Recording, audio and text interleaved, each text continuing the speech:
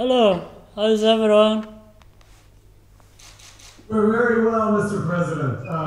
It's a wonderful opportunity. It's great to see you again, even if it's virtual. It's a pleasure, no problem. We're so grateful you took the time to do this. And just as you didn't want to spend a lot of time on a bloviating introduction, neither will I. We have here in the room a group of students who spent an entire semester concentrating intently on studying Rwanda. Yeah. I think these are some students who will be engaged with Rwanda for a long time. Some of them already expressed an interest in going to visit. So this is a wonderful culmination to a long and intense study of Rwanda that we've undertaken over the last semester. So the students are here and they've each prepared a question. I'm going to turn it over to our first student, if that's okay with you. Sure, I just have to warn you, studying Rwanda is a handful, so... You know that. Yeah, okay. Mr. President, thank you for joining us today. Really appreciate it. My question is about your leadership style. Yeah, you ran a rebel army in the bush and now a nation. During that transition, what leadership skills did you find were transferable, and what did you have to change about the way that you led? Well, I'm not sure what is transferable or not, but what I know is one can share one's experiences and understanding and approach to many aspects of life, as you have described. To be transferable has two parts. One is transferring, but the other one is receiving. So I'm not sure what the other one would be willing to. But the best way I can describe it is to understand the situation, talk about how you've dealt with it, how you have approached it, and maybe people can make comparison of the situation one has managed and how with other situations and circumstances. So that is the way to do it. Otherwise, I guess some things are transferable, others may not, depending on uniqueness of maybe the situation that people have managed. If there are things I could do differently, or well, I should say I don't spend much time on that. I try to see. Some things are already in the past. There are things. There are things you may not be able to do anything about those situations, because they are in the past and they can't come back. So the focus should be on the present and the future, because new problems emerge, new circumstances do also, and so that's why you try to learn from what you dealt with in the past and see whether it is applicable in the moment or not, and that's how you proceed. So I really don't take much time finding what thing in the past would I have done differently, but I look at the present and the future.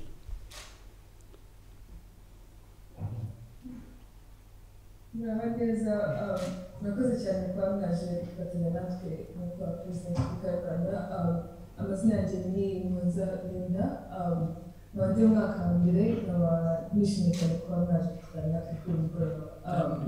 So my question is related to Rwanda's incredible, fast and progressive trajectory over the past 28 years.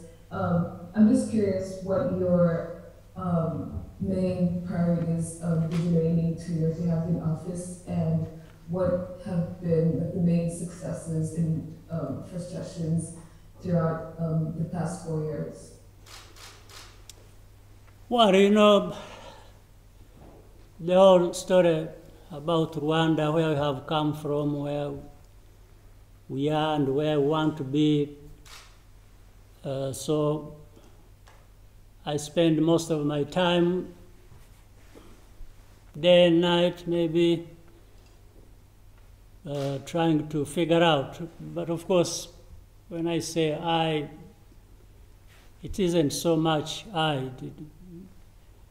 It's not me. It's many other people we have to work with, different levels, and so we fully understand where we have come from.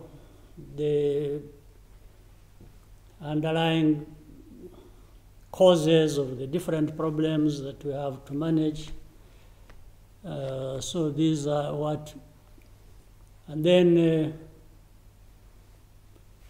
I've continued to try and manage that, but also back and forth with the population and citizens to understand how they feel, what they can contribute, what they think can be done to alleviate most of their problems. And that's why we have different structures and organizations to manage that. And we have to measure what has happened, where we are coming from, and how much have we done. If you look at in the area of reconciliation, have the people really come together, to what extent, and do they understand the problems of the past, and so that we uproot this kind of divisive politics that we have witnessed, not only just divisive, but costly in human life terms. And so it has to be founded, that Rwanda model is really founded on two principles. One is our people and our history on one hand, but then it's also our future. Where do we want to go? So what so far we have done and the results we've got, I think we are on the right path in my view, and that's what the people feel, that's the feedback we get. It is work in progress, everything we are doing. So we are not where we need to be or want to be, but I think I don't find other ways of doing what we are doing to, yes. I wanted to know what your personal priorities would be the remaining 2 years. My personal what? Priorities. The priorities have been there for a long time, so that's why I'm saying the priorities are not just one or two remaining. It's either consolidation of what we have done and found to be helpful, but otherwise the priorities have been there from the beginning up to now, even now, and we see we want a united country, we want a prosperous country, we want a country that is at peace with itself and secure and stable. So priorities come in that package. So talking about in the remaining time of my office, it shouldn't stop with when I'm in the office or not. It should be continuous even after my service to my country. Thank you so much.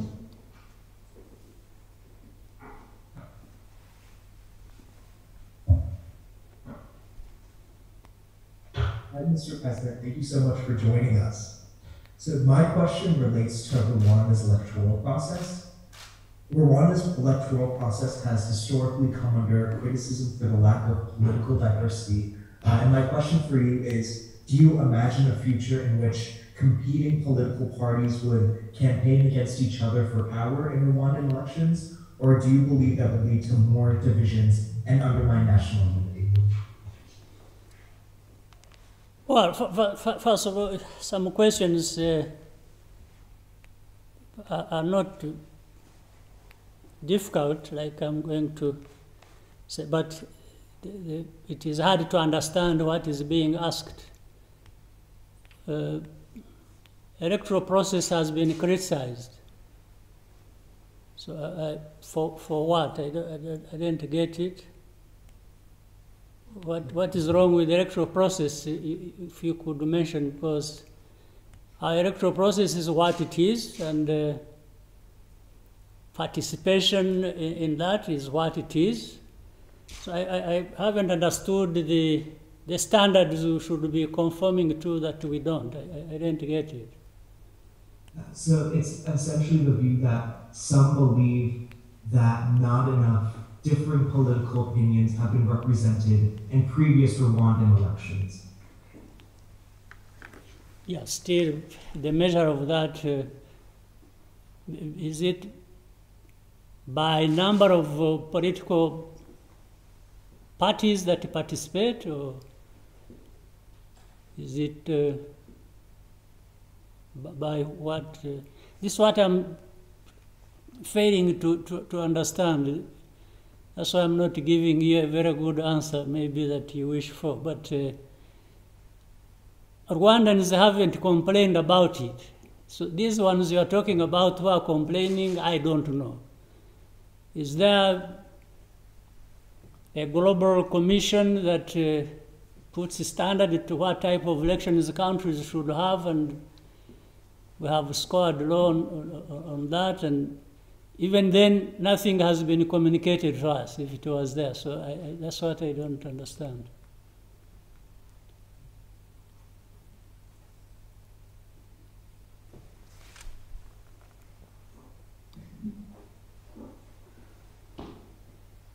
Hi, Mr. President. Thank you for speaking with us. During the COVID pandemic, tourism was one of the hardest hit industries worldwide, and given that tourism plays a significant role in Rwanda's economy and was growing steadily before the pandemic, what is the government planning to do to support tourism in the aftermath of the pandemic? Yeah, it's true.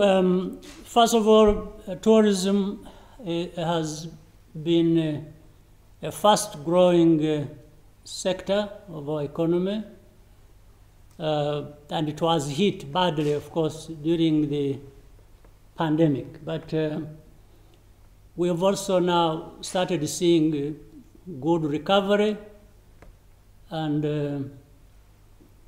in fact, we are more or less around 80% of what it used to be before COVID.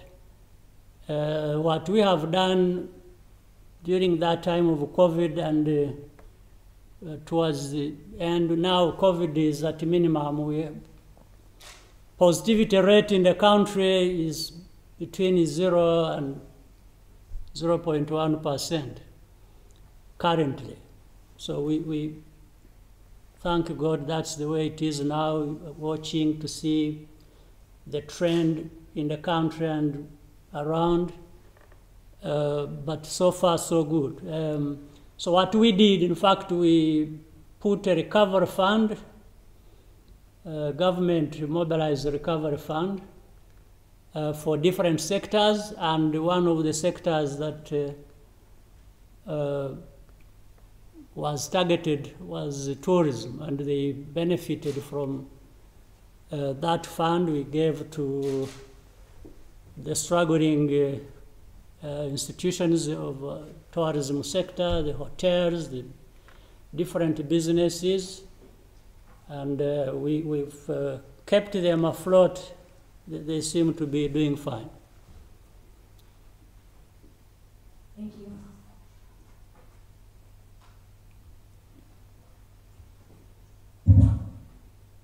Thank you, Mr. President, for speaking with us. My question is about the Congo. So, with President Tshisekedi's election 4 years ago, there was a major shift in the Congo's leadership.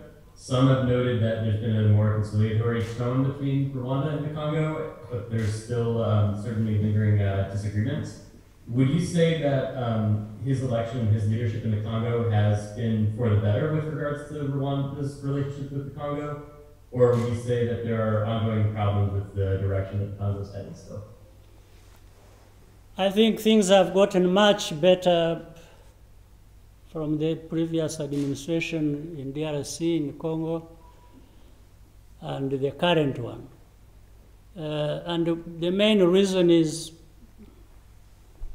there is good communication.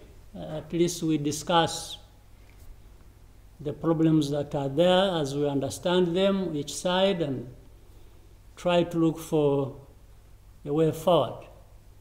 So far, the progress is good, and trying to deal with the problems that are still lingering on.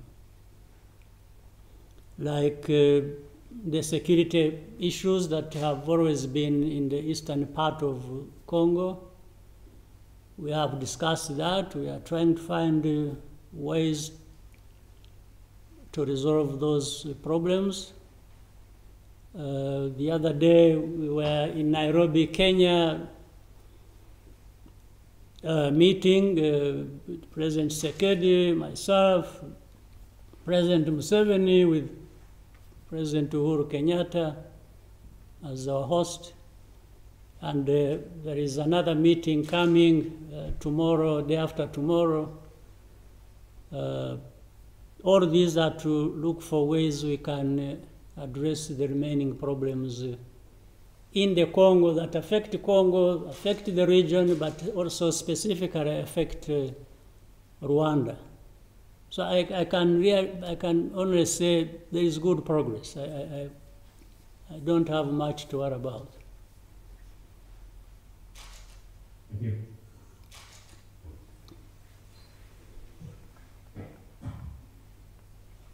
Thank you for coming, Mr. President. So I want to talk a little bit about the post-genocide period.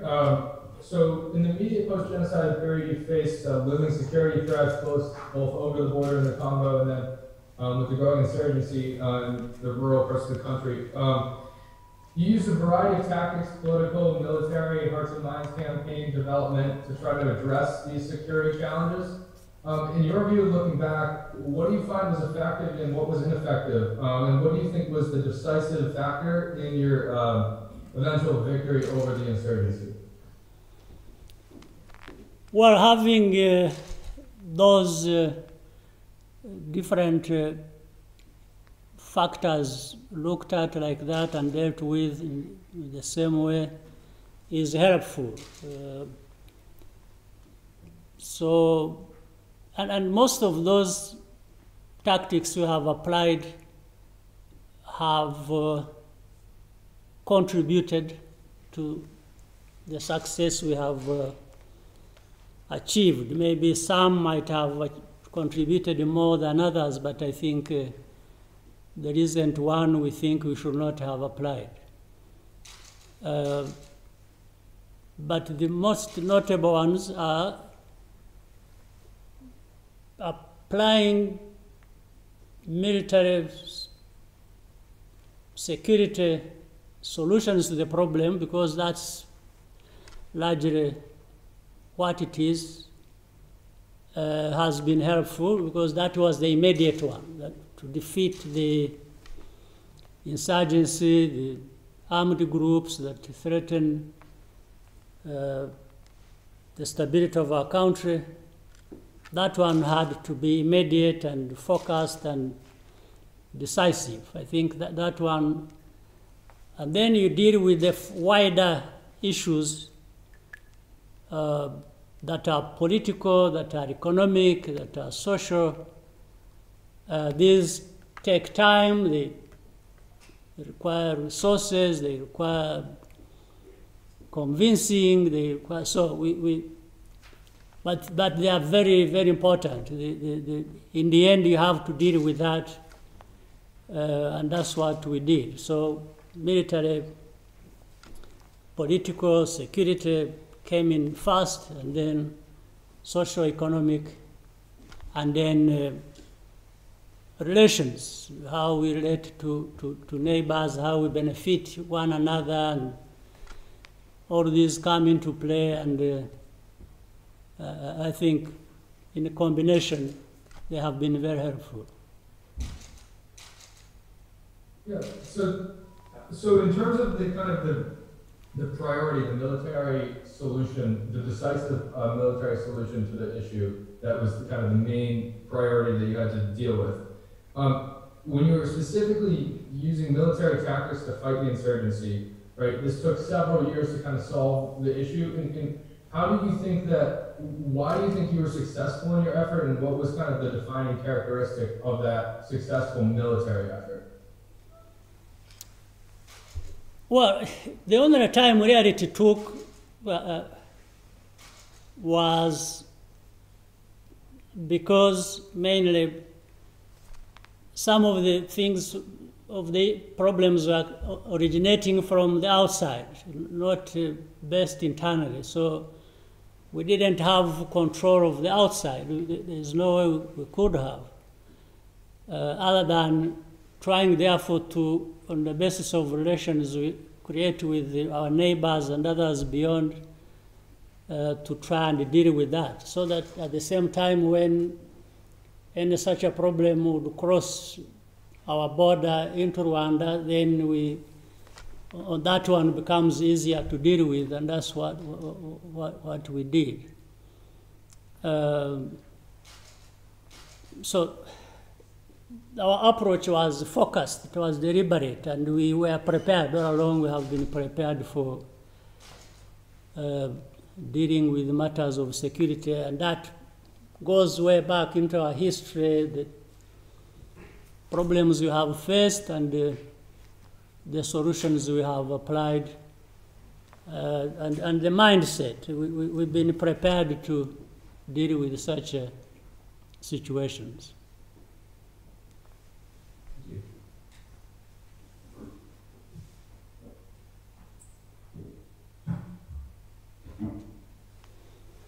Hello, Mr. President. Thank you so much for speaking with us. My question relates to the deal that was recently made public between Rwanda and the United Kingdom to process asylum cases and migrants. Why did Rwanda enter into such an agreement, and what does Rwanda stand to gain? And finally, what are the implications of such an arrangement with regards to Rwanda's presence within the international community? To understand this problem better, we've got to go a little bit into the history. This problem of dealing with immigrants does not start with what we arrived at as the deal between United Kingdom and Rwanda. It may as well, before that, but let me talk about 2018.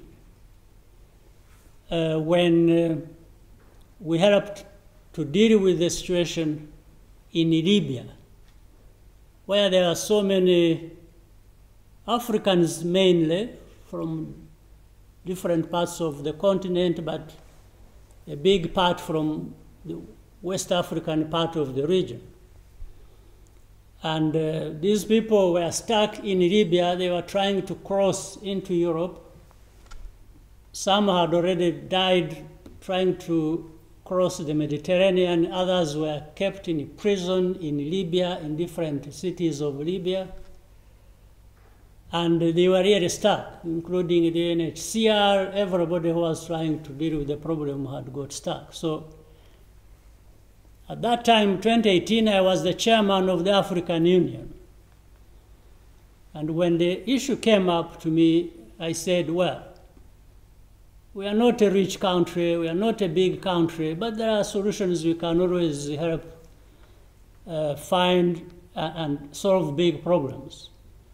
So we told those international institutions that are trying to deal with the problem and the countries and the UN and so on, that why don't you actually bring these people to Rwanda? And 3 ways of dealing with it. When they come to Rwanda, we can even offer them to stay in Rwanda, because even if our standards of living and so on and so forth may not be the best in the world, nowhere near to that, certainly what we can provide these people is much better than being in a prison in Libya that has no government, that has nothing, and many of them were dying there, and is certainly better than trying to continue to Europe and end up dying in the Mediterranean. He said, certainly our standards would be much better than that. The second thing is they would process these people, those concerned, to take them to countries anywhere that would accept them, but coming from a stable situation like the one we would provide. Or they may even choose to say, we want to go back to our countries where we originated from, because over time we've learned that this is a very difficult situation and so on. We no longer want to go to Europe, or can't certainly want to be in Libya, and therefore they may choose to go back home. That's where it starts really. That's the offer, the deal to solve this problem starts at that time. In fact, the evidence is, right as we speak, there are some of those from Libya who have come in the recent months, and there are others, hundreds of them, that have been processed in these camps in Rwanda and taken to Canada, to different parts of Europe, France, the Scandinavian countries, even UK itself and the US. They've been, that has been happening. So now I think people were observing that, and certainly UK, which has now, like some other countries in Europe, they have problems of migration. And migration complicated even further by people who smuggle these human beings and earn a lot of money from that, and simply keep taking people to whether France, UK, or I have heard others, up to the Scandinavian countries, Denmark, and so on and so forth. So we were approached because of this history and because of what we managed of the Libyan case. And we said, of course, and what they were telling us was clear. They are having people being smuggled into the country. And by the way, here the problem is, there is one aspect of that is always highlighted at the expense of other things that need to be considered. That all these people who are going to Europe or to UK are people being persecuted in their own countries. That is partly true. But it is not all these cases that it applies to. Because some of them, and again here is the case, can afford to pay thousands of euros or dollars or pounds to be smuggled into these countries. Some of them are people with money, actually, or that have no such problems as those that may be persecuted. It's just whoever can pay, then he can find a way. And most of these people are not necessarily people who are bad off, even economically. But it's a mentality issue again. Well, if you asked any ordinary Rwandan or any other ordinary African and say, are you happy here? Do you want to go to Europe? I can give you a way to Europe or to America or to Canada. The first choice for these people, they say, yeah, we want to go. Please take us there. Even if they are going to lead worse life there than they actually had. I'm talking about the reality. These are facts. So some people just read newspapers, they see this and make conclusions. I'm telling you the real life of this. So that's how we came to have a discussion with the UK. And what UK is saying, they don't want these people being smuggled into the United Kingdom. They want to have an orderly way of sorting out people they must accept, and others they can say, no, we don't accept. Even when they are here, some of them may actually end up being taken back. Almost similar to that case I mentioned earlier of Libya, where these people are brought from Libya, brought here, and they were sorting them out, and it took time. Some are still waiting. They are on the waiting list. They are here. At least they are here, still alive. They are here being looked after decently, like is affordable, and the international community has been assisting in this. So it would be mistaken for people to just make a conclusion, oh, Rwanda got money. It's not trading. We are not trading human beings, please. This is not the case. We are actually helping. And I've given you the background of where this comes from. And so UK naturally is going to provide resources to actually give some decent living to these people who will be here as they are processed either to go back to UK, or maybe UK may work with other countries to take some of them, and so on and so forth. So it's a clear-cut issue, and it was actually something of an innovation that Rwanda put forth to deal with these migration issues.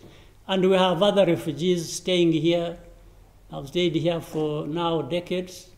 Refugees from Burundi, from Congo, from different parts of our region. They are here, we live with them, and some of them we have provided for them, the education, the different things that, of course, nobody wants to be a refugee, nobody should be a refugee. And it's not, even, you can't say, oh, they are well off as refugees. No, even if economically you may look fine, but being a refugee is a different issue. Thank you.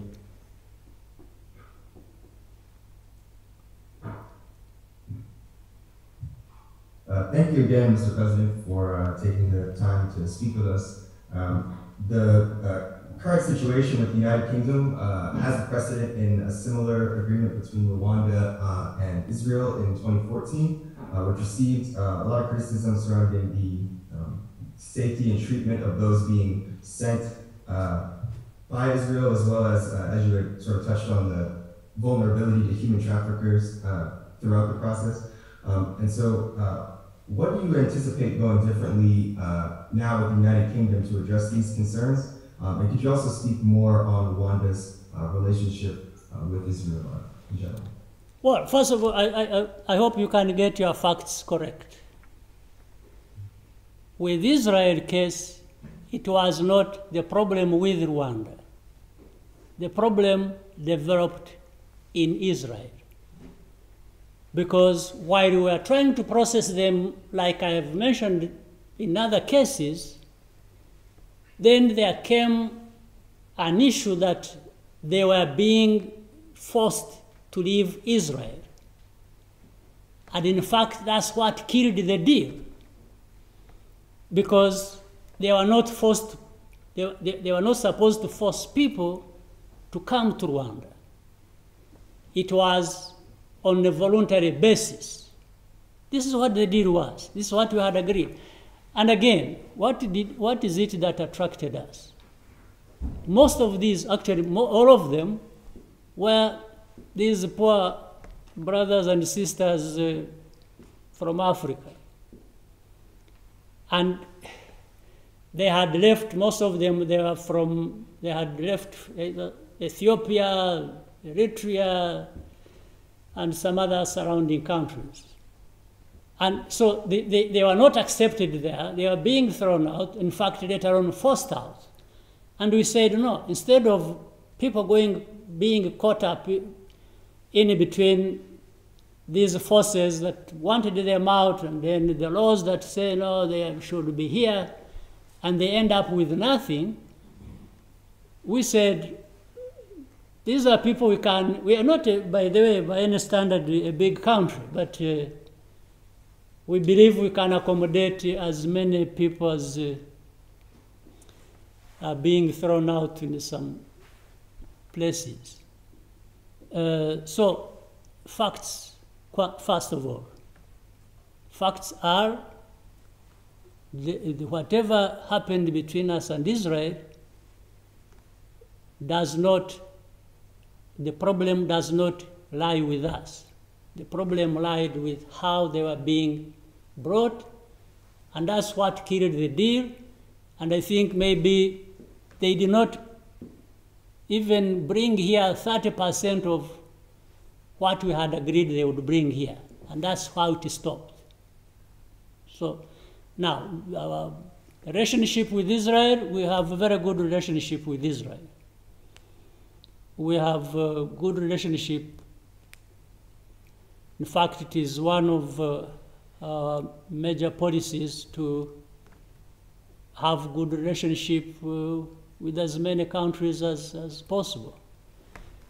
Now, including countries that may, as you may read in the news and wherever, have problems.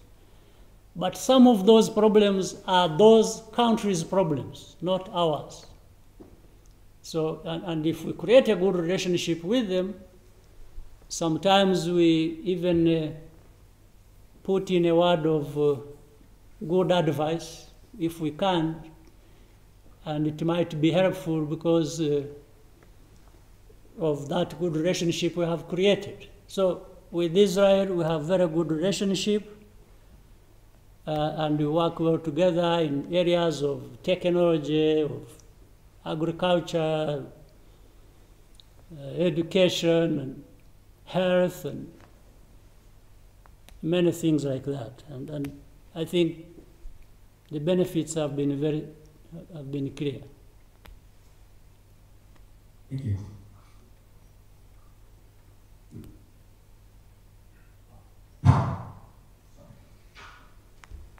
Hi, Mr. President. Thank you for taking our questions. I wanted to ask about the Iran relationship with France. You have met now on several occasions with President Macron, and he has apologized somewhat for France's role in the '94 genocide. How would you characterize the current Rwandan-French relationship? Are there any remaining barriers between you? And do you anticipate any changes to that relationship should Le Pen be elected president instead of Macron? Well, somewhat apology is better than no apology. That's where I start from. I think that was a good start for us to. There have been commissions that were set up by our side, by France, to really get to the bottom of what happened and in Rwanda and by whom. And so that naturally brought in France to put light on their responsibility. So based on that, fortunately, President Macron, I think, comes from a different sort of background in that country. He doesn't carry that much baggage like some politicians do. I think that's what helped him to have a different way of looking at things. And we embraced that and worked with him. And so far, the relationship is going well, and we are making very good progress. We are happy with the relationship we have between us and France. But as you know, there is never a perfect situation. So we are not looking for a perfect situation, because we know that it doesn't exist. But so far, what we have is good enough to continue. Now, about in the case where in the future, near future, to have a President Le Pen. Well, first of all, I think this would be a bigger problem for France than for Rwanda. I think that one, because irrespective of who becomes the president of France, we deal with them as we have to deal with them, and make sure that we remain intact. So I am sure, given her background and what people say about her and what she says about herself, she might be a problem for France, for Rwanda, for Africa, for maybe other Europeans. But again, that's not for me to decide who becomes the leader of any country, later on France.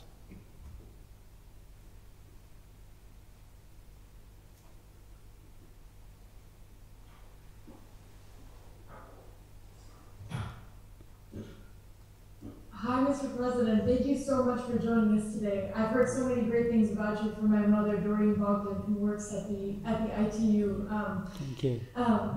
My question for you today was, what do you think Rwanda's next big challenge is? Well, there will always be challenges. We have them now. There might be, but I think I prefer to see it this way. The biggest challenge to us is the sustainability of good progress that we have already made, and even going further than we have. Sustainability for me is important. For other challenges, they always come. It's like we had this pandemic. We don't know where it came from, but well, it came and hit us and hit everybody in the world, and each one tried to survive in the space they had. And we did survive that. We managed that. But I don't really see anything completely different from what we've gone through, first of all, and what we have dealt with. And my mind prefers to say, how can we always anticipate, be proactive and sustain what we have identified as good wins we have made over the years. Thank you so much. Yeah.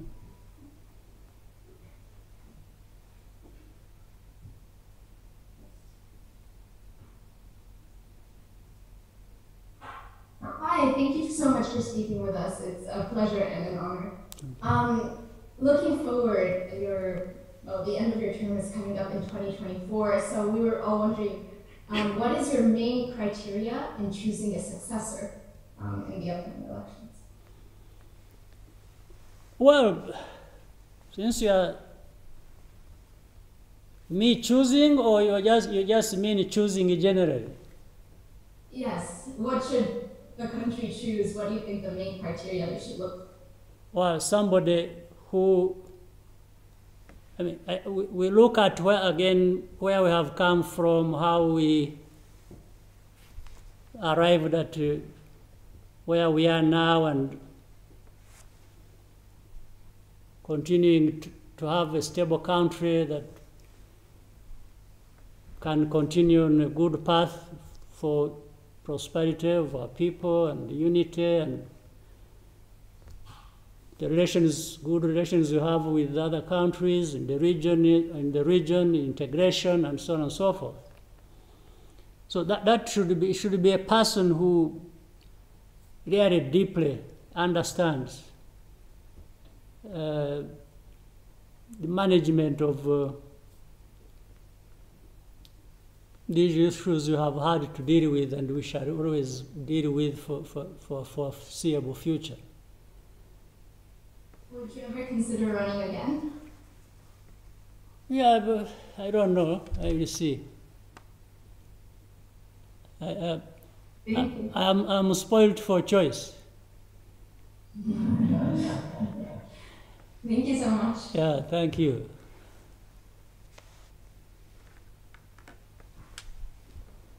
Thank you so much for joining us, Mr. President. I'm from Sri Lanka, and as you would know, my country went through a 30-year civil war between the Tamil and Sinhalese ethnic groups. And 12 years down the line, our reconciliation efforts are still weak, and there's a stark divide between the two groups. I visited Rwanda in 2016 and saw the tangible impacts of your efforts in the country, and was really impressed. And I just want to seek your advice on what you would say the best thing is for reconciliation in a post-conflict environment. It's not so much the advice that I would give you that is lacking. Not only in Sri Lanka, but it would be the same case for any other country that may have similar problems. It's about having the leaders and the politics that really works to deliver solutions to these problems. And I think whether it is in Sri Lanka or any other country, theoretically, if they are to be listening to us or in that room or in this one, they would probably be having these possible solutions on their fingertips. But the problem is how now to create a real life around these sort of ideas and the advice, and the people to execute that. So, but I'm sure in Sri Lanka, if you ask so many people, one-on-one, they would tell you what I'm going to tell you or what I have told you. Yes, it's getting to the bottom of the root causes of whatever problem there is, and it will involve give and take from different groups that are party to the problem.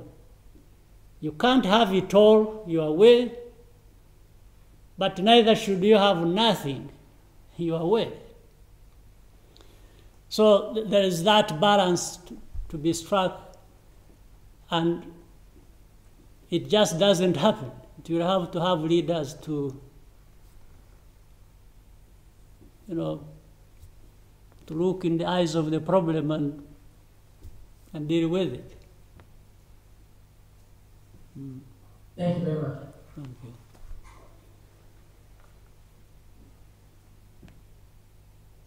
Hello, Mr. President. Again, thank you so much for speaking with us. A major component of our seminar has been the discussion of the successes of Rwanda's development program in the wake of the 1994 genocide. What do you see for the future of Rwanda? In 25 years, where do you see the country both socially and economically? I missed some parts of the question at the beginning. Oh, yeah. I was just saying that a major focus of our seminar has been discussing the successes of Rwanda's development project in the wake of the genocide, and where you see the country socially and economically in the next 25 years. Yeah.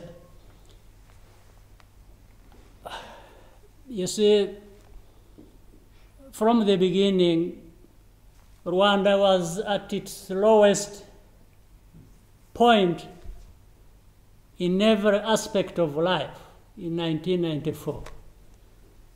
Not that we were any better off by far before that, but so we had to start from scratch, and it was complicated. It was actually a complex thing to try and deal with. But social and economic are part of what we have to address. There's no question about it. A hungry person with a disease dying at home, not even a hospital because there are none. And if you have that common in the population, you know, it's a problem. It doesn't matter what you are talking about. Nothing else goes through their ears. Nothing, however good you may think that is, until that is. So we concentrated on the politics of saying, no, the basic needs of these Rwandans, the human beings that we are, have to be addressed. And second, we have to bring them around to feel they are not only benefiting, but they are contributing to what they are benefiting from. As human beings, they need to be doing something. So that's how we created institutions and, you know, put in place mechanisms and, you know, ways of delivery on the message, but also in the real terms, the results.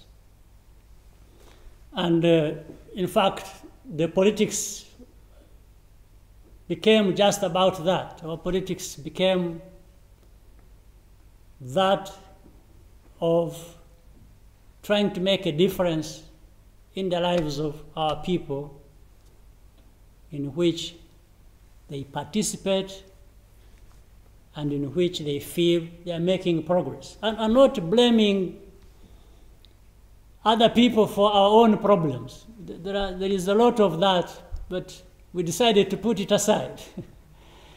It doesn't help. We put aside the blame game, whether it is among us or between us as Rwandans and other people. So that's what we have concentrated on, and I think looking back in the last 28 years, the way people perceive each other, they deal with each other, the way they work together, the young people who have gone to school together in a new situation. So the message has to keep going that, yes, we can be better, we can do better. And what we are trying to leave behind, that to be fair, our country should have no place in our society. And I think it is working. You can see it working. You can see it. Every family that has children is able to send them to school, either by themselves or by the effort of government. People go to those who have illnesses, They have a hospital, they have a clinic, they have a dispensary to go to and get a service that saves their lives. We have food security for our country. We produce now enough food to feed ourselves, to feed our population. In fact, that's how we survived even during the lockdown. The lockdowns we had a number of them. We used to provide food for the vulnerable families, and nobody starved just because there was a lockdown. Because of what progress we have made in the agriculture sector, and we have food stocks and so on and so forth.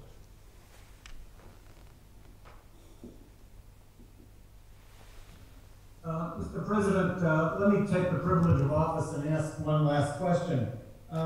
Reconciliation has been a major theme of the last 25 years. We've been taught about how far this process has gone, but we've also been told that Rwandans are not so outgoing, they don't always speak what they feel. People may have their own identities that they still guard to themselves, even though they're not able to express them in public. They may even transmit this to their children. Some scholars think it takes 3 generations to overcome the effect of a trauma like what Rwanda went through. So my question is, how deep do you think the reconciliation process has gone? And is there still the kindling for a future explosion? The reconciliation process has been largely successful. The understanding of the need to reconcile, the practice, and so on and so forth. You can see it, you can feel it. You see here, well, I don't know, some of these scholars, there are different categories. There are those who will speak with authority even when they have not investigated. But we respect their opinion, and especially because they are scholars. But for those who have investigated, as far as I know, they will tell you a different story. And we have had many groups some that have been sponsored by government to try and give us a thorough picture of what has happened. Others independent, others we have known only when they are giving results. I think, now, and there's also a bit of confusion. Stephen, if you know, there are cultures across not only the continent, but the world. Let's say even one part, let's say Europe, which is known for all good things, freedom, democracy, and so on and so forth. They don't go by one thing. From one country to another, you'll find people who they tell you, oh no, country X, the people are reserved, they don't, then country Y, you know, these are outgoing people, anytime they are just there, happy people, will do this. Then you go to another, they say, no, these are violent, they react like this, no, instant. So people behave differently. Now, I'm surprised because on one hand, we have also been told that even before genocide and so on and so forth, that Rwandans actually are reserved people. They will always listen, they are welcoming people, they listen to what you are saying, but they may reserve comments about you, not because they have nothing they think about you, but just because that's the nature. So I think part of this has come to create some confusion that even with the reserved people that Rwandans are, well, I would by the way, want to think I'm also reserved. Only when you ask me questions, then I tell you my mind. But otherwise, I pass without saying anything to you, even when I think of something about you. So,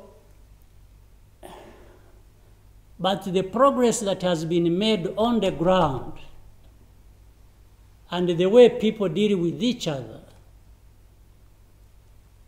again, if anyone is looking for a perfect outcome from our efforts, then that person is looking for a wrong thing altogether. There is nothing perfect here. But by that I'm saying there is nothing perfect there. So working with these normal limits of what we are talking about, I think we are in a good place.